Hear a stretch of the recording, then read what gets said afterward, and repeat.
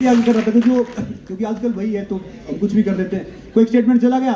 एक मेरे दोस्त है चेतन शर्मा, में बात बताऊंगा उससे पहले, जो क्रिकेटर हैं, तो कह रहे थे कि एक बार पाकिस्तान को जीतने के लिए 5 रन चाहिए थे और लास्ट बॉल उनकी थी, तो उन्होंने बॉल फेंकी, जावेद मियां आज सामने थे, उन्होंने छक्का मार दिया। तो बोला उस टाइम ये सोशल मीडिया था नहीं, बाकी था नहीं, तो मेरे घर में गाली दे दे के चिट्ठी आती थी, हजारों बहुत गंदी गालियाँ, कीचड़ फेंका जाता था घर पे, सब होता था। तो बोला अब जब मैं आप सबको देखता हूँ ना तो मुझे लगता है जितनी गालियाँ मैंने खानी उतनी तो आप एक सब खा लेते हो क्योंकि आजकल सोशल मीडिया है, लोग भर ये ट्रोल करते हैं। तो इसका फायदा उठाओ कि भैया इस सोशल मीडिया से देखो, इसको यूज करो। जब फोन खुले थे ना, जब फोन तार से बंधे थे हम आजाद थे, अब फोन खुल गए हैं तो भैया हम बंद गए हैं। तो याद रखो, जिंदगी जियो जरूर, मगर देखो बॉडी है ना, बॉडी ये नेचर के हिसाब से चलती है। ढेर सारे मेरे दोस्त आएंगे, देखो भैया पिज्जा खाएंगे, कोल्ड ड्रिंक खाएंगे, बर्गर वो करेंगे कि भैया फिर ट्रेडमिल पे जाएंगे, मैंने 950 कैलोरीज जो खाया, I have burn 1000 calories more than. उन्हें क्या समझाएंगे भैया, वो मेरे जैसा अनपढ़ आदमी लिख देता है कि इसमें इतनी कैलोरीज है, इतना ये है। बॉडी है ना, नेचर के हिसाब से चलती है, बॉडी साइंस के हिसाब से नहीं चलती। तो आप सबको उसका वो देखना, उसका करना। तो कोल्ड ड्रिंक कंपनी का ऐड आया, मैं ऐसे किसी घर पे रह रहा था, एक बोला भैया ये काम करो, ये कर लेते हैं, आपके बड़े होर्डिंग लगेंगे, आपकी है ना करोड़ों फैन फॉलोइंग होगी और ये सब हो जाएगा और वो सब हो जाएगा। मैंने कहा यार मैं कोल्ड ड्रिंक पीता नहीं हूँ, अगर 2 बच्चों को पिला रहा हूँ तो वो मैं उनको जहर पिला रहा हूँ। बोला नहीं ये सब है। मैंने कहा भैया रात को सुकून से सोना तो दिन भर ईमानदार रहना पड़ता है। तो फिर 3 दिन बाद फिर उसका मुझे फोन आया, 3 दिन बाद फोन आया तो भैया उसने बोला कि भैया वो एरिया मैंने देखा, who you are, we have Sachin, Dhoni, Salman, ETC। मैंने कहा भैया सारे अपने भाई हैं, आप वो करेंगे, पैसा घर में रह जाएगा, वो कर दो। मैंने कहा तब थे 920 रुपये, रह गए 610 रुपये। 3 दिन दूध और केले में खर्च कर दिए, मैं प्योर वेजिटेरियन हूँ, तो दूध केले में खर्च कर दिया, मैं वो भी निकाल के दूंगा। और आप बोलोगे टॉयलेट साफ करना है तो भैया मैं फ्री में ऐड करूंगा। तो याद रखो, देखो मुझे बहुत पेन होता है जब कोई नोटेबल स्पोर्ट्स पर्सन या फिल्म स्टार जो थोड़े से पैसे के लिए गुटखा बेचते हैं, तंबाकू बेचते हैं, कोल्ड ड्रिंक बेचते हैं, वो आपके हीरो नहीं है।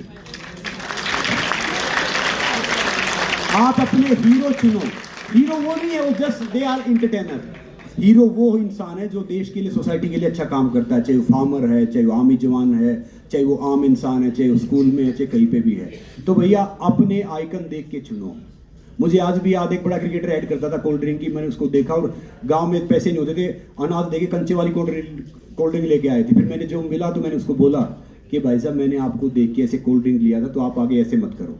तो याद रखो भैया, जो भी कुछ करना है, अगर आपको करना है, देखो खानी 2 रोटी हैं, जहाँ 3-5 करेंगे 2 से 1 पे आ जाएंगे, और जो अंदर से साफ है ना वही चमकता है।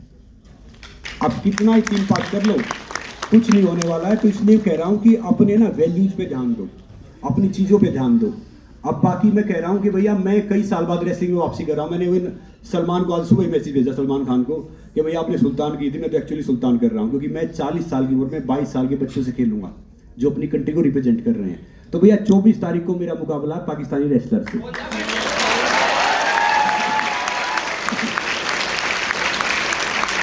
ये मैच दुबई में है, जो पूरे वर्ल्ड वाइड लाइव रहेगा सोनी टीवी पे, आप जरूर देखना। कुछ ये चैनल इसी कमेंट्री करेंगे। तो मेरा मानना ये है कि देखो हारना जीतना एक सेकेंडरी रहता है, कि मुझे पता है कि भाई 50 लोग, देखो ट्रोल वही करते हैं जो कुछ काम नहीं करते, जो कुछ काम करते हैं किसी को ट्रोल नहीं करते। क्योंकि क्या होता है कि तो ढेर सारे बच्चे इंस्पायर होंगे। और भैया मेरी फिल्म आ रही है 21 फेब को, हाँ इसी को, उड़ान जिंदगी की। मैंने एक बड़ी अच्छी फिल्म की थी, क्योंकि मेरा मानना ये है कि मैं नोटेबल काम करूं। क्योंकि मैं ढेर सारे सुपरस्टार सबकी फिल्में छोड़ देता हूं, क्योंकि भैया मैं नेगेटिव रोल करता ही नहीं, क्योंकि हम तो हीरो पैदा हुए तो हीरो ही मरेंगे।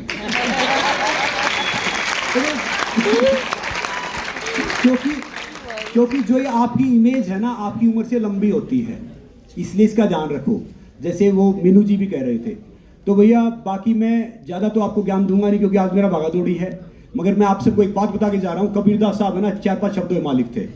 कोई लाइट आती रहेगी जाती रहेगी भैया, जो अच्छा पोस्टर के लिए ओके, जब भैया मेरा पोस्टर ही था।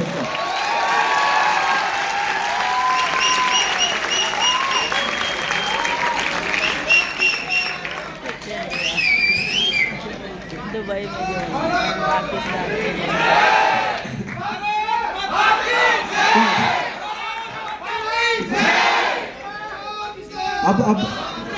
अब जैसे भैया ये सब बोलते थे, जैसे कबीरदास साहब बहुत कम शब्दों में मालिक थे, मगर है ना आज कबीरदास साहब पे लोग पीछड़ी करते हैं।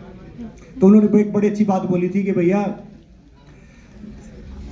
मस्ती देख एक साधु की पढ़ा गई है पाठ, मस्ती देख एक साधु की पढ़ा गई है पाठ, गांठ में जिसके कुछ नहीं बस उसी के ठाठ।